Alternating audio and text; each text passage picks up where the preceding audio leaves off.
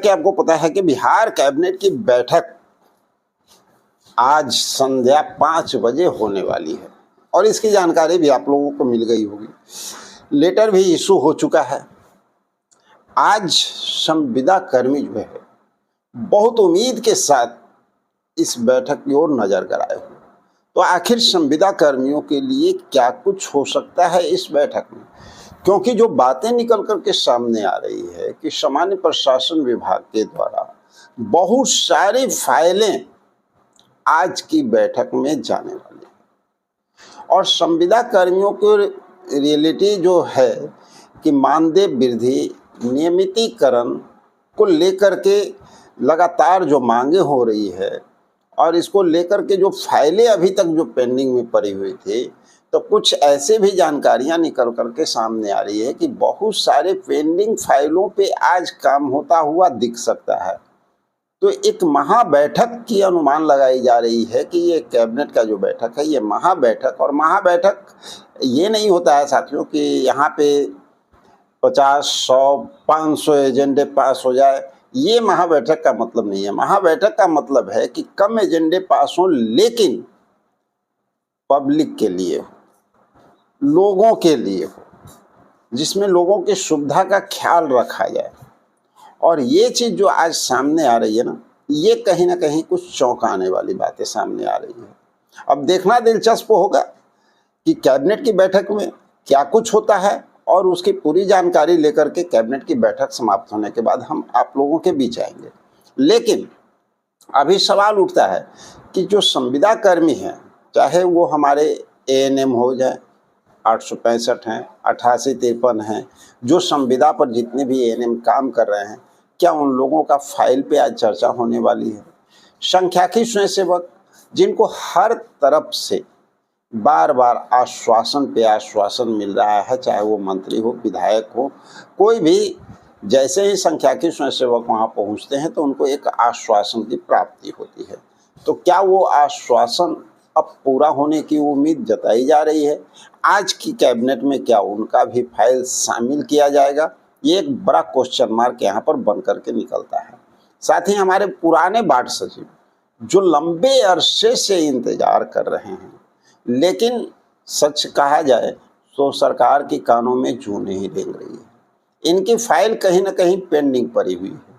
आपको याद होगा एक समय में माननीय मुख्यमंत्री, जो हमारे पूर्व मुख्यमंत्री थे नीतीश कुमार जी, उन्होंने इन पे कहा भी था और सबसे पहले इनका काम होने का उम्मीद था, लेकिन उस समय भी इनका काम जो है टल गया, औरों का काम निकल गया।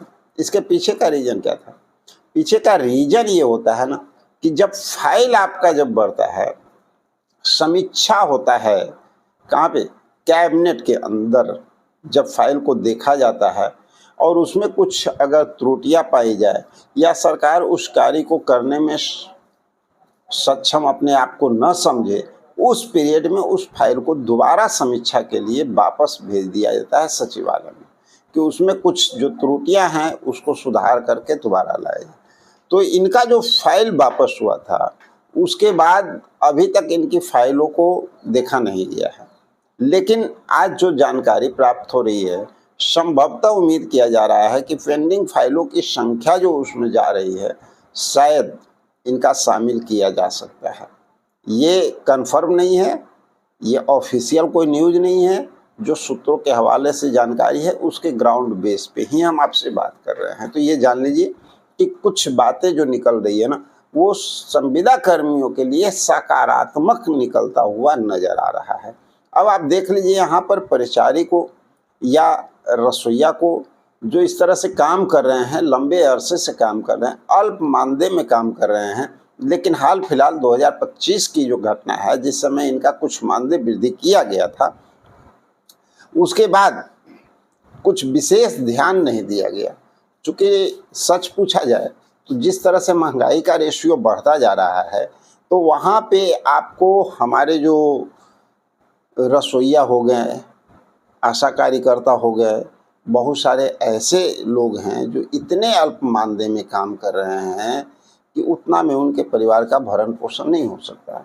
तो सरकार पर इसकी नज़र जो है बननी चाहिए और लगातार आप देख रहे होंगे आशा कार्यकर्ता के लिए लगातार आवाज़ उठाई जा रही है। चाहे तो आप शशि यादव को ले लें, अन्य विधायकों को ले लें और खुद आशा कार्यकर्ताओं को ले लें, जिनका कि संगठन काफ़ी मजबूत माना जाता है। बार बार जो है वो रोड पे भी आते हैं, अपनी आवाज़ को सरकार तक पहुंचाने में सक्षम भी मानी जाती हैं। तो लगातार जो रंग दिख रहा है आशा कार्यकर्ताओं का, वो कहीं ना कहीं सरकार पे दबाव बनाने में सक्षम हो रही है। तो देखना बहुत दिलचस्प होगा कि इस बार का जो कैबिनेट का बैठक है आज का, इनका भी फाइल क्या पहुंच रहा है या अटक रहा है, क्योंकि सरकार लगातार अब जो है एक चीज़ पर ध्यान दे रही है, रोजगार पे, नौकरी पे। और सरकार जो बार बार कह रही है ना, आपको याद होगा 2025 के इलेक्शन के दौरान से ये कहानी शुरू हुई थी कि 1 करोड़ लोगों को रोजगार दिया जाएगा, नौकरी दी जाएगी।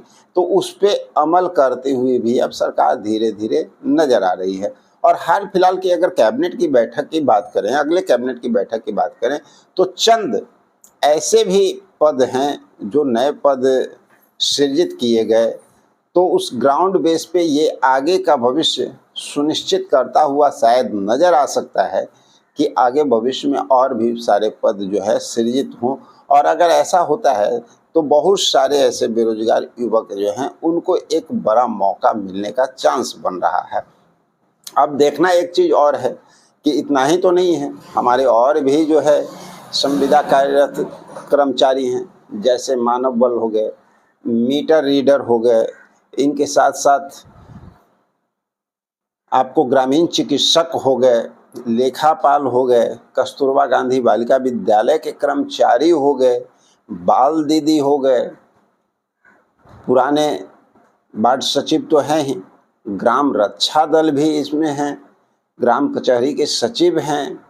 तो इस तरह के जितने भी हमारे कर्मचारी हैं, क्या इन लोगों पर कुछ अहम फैसला होता हुआ आज दिख सकता है? ये देखना काफ़ी दिलचस्प होगा। लेकिन उम्मीद जहाँ तक संविदा कर्मियों की है, आउटसोर्स कर्मियों की है, दैनिक वेतनभोगी कर्मियों की है, तो ये लोग कैबिनेट की इस बैठक से उम्मीद बना करके हुए हैं। और ये होना भी चाहिए, क्योंकि जब भी कैबिनेट की बैठक होती है तो उस समय हमारे पास एक मौका होता है, एक चांस होता है, एक समय होता है। और इसका अगर सही इस्तेमाल किया जाए, अगर आपके विभाग के द्वारा आपकी फाइलों को सही समय पे यहाँ पर पहुँचाया जाए, तो संभवतः आप उम्मीद जता सकते हैं कि आपकी फाइल पे काम होता हुआ नज़र आ सकता है। लेकिन ये देखना अब दिलचस्प होगा, अंतिम फैसला जो है बिहार कैबिनेट की जो बैठक है उसी में होने जा रही है। तो बिहार कैबिनेट की बैठक जैसे ही समाप्त होती है ना, तो उसके बाद हम यथासंभव प्रयास करेंगे कि जो भी जानकारी निकल के आए आप लोगों के बीच साझा करें।